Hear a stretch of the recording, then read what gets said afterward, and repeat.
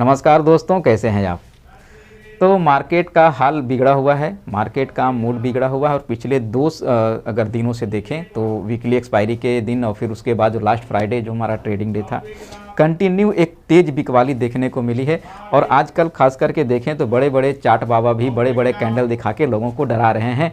तो आइए हम एनालिसिस करते हैं, जैसा कि एक साल अब गुजरने वाला भी है, लगभग 2022 अब ये ख़त्म होने वाला है। तो ये जो साल है वो इन्वेस्टरों के लिए कैसा रहा, देखिए हम एक एक सेक्टर वाइज करके एनालिसिस करेंगे। तो आज जो हम बात करने वाले हैं वो करेंगे आईटी सेक्टर को लेकर कि आईटी सेक्टर के लिए ये साल कैसा रहा और आने वाले साल जो है 2023 वो आईटी सेक्टर के लिए कैसा रहने वाला है। तो देखिए पिछले 5 सालों की अगर बात करें तो आईटी सेक्टर ने अच्छा रिटर्न दिया, अगर कहें तो 3 से 4 गुना का रिटर्न दिया आईटी सेक्टर ने।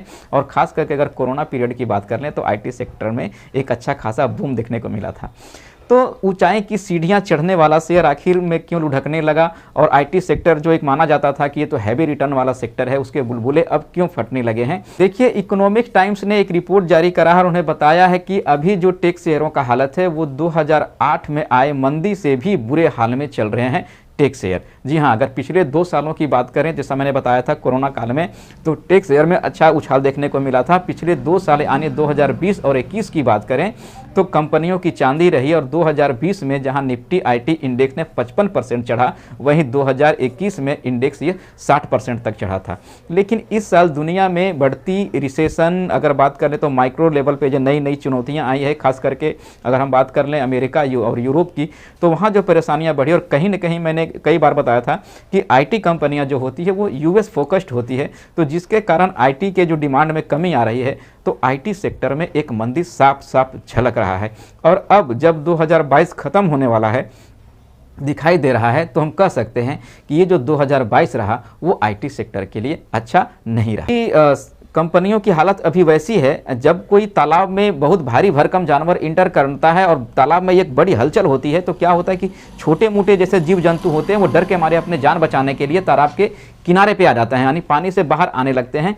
ठीक उसी तरह अभी जो आईटी कंपनियां हैं वो अपने आप के जान बचाने के लिए किनारे पे आती हुई दिखाई दे रही है।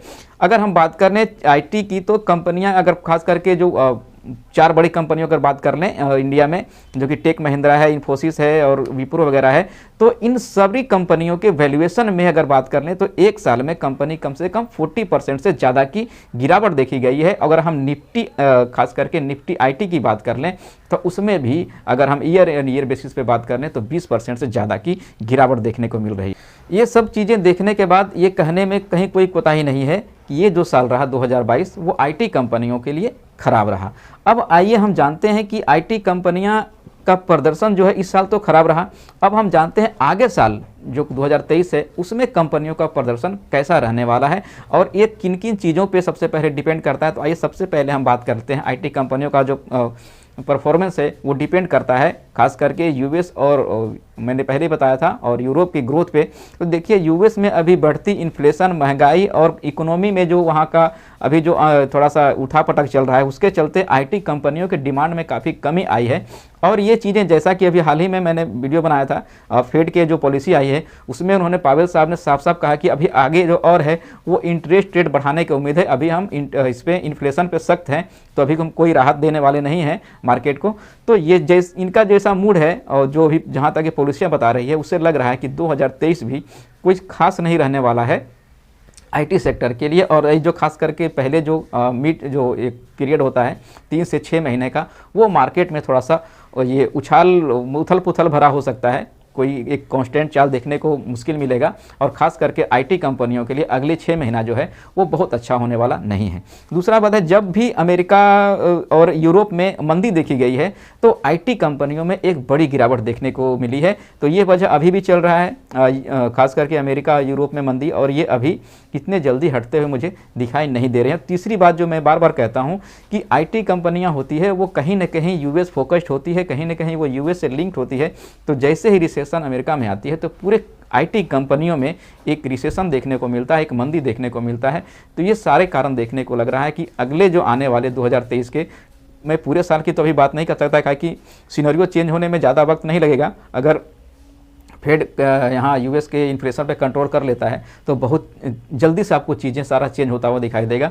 लेकिन जो अगले 3 से 6 महीने, इसमें मैं तो कह सकता हूँ कि अभी जो है ये 3 से 6 महीने आने वाले आईटी कंपनियों के लिए अच्छे नहीं हैं। तो दोस्त ये मेरा छोटा सा रिपोर्ट रहा, कैसा लगा जरूर बताएंगे। अगर मेरा वीडियो आपको अच्छा लगता है तो प्लीज़ इसको लाइक कर दीजिए, अपने जानने वालों में शेयर कर दीजिए। अगर मेरा वीडियो आपको अच्छा नहीं लगता है तो ईमानदारी से मेरे वीडियो को डिसलाइक करा कीजिए। दोस्तों मेरे चैनल को सब्सक्राइब कर लीजिए ताकि जब भी मैं कोई वीडियो डालूँ आप तक ये आसानी से पहुँच जाए। नमस्कार दोस्तों।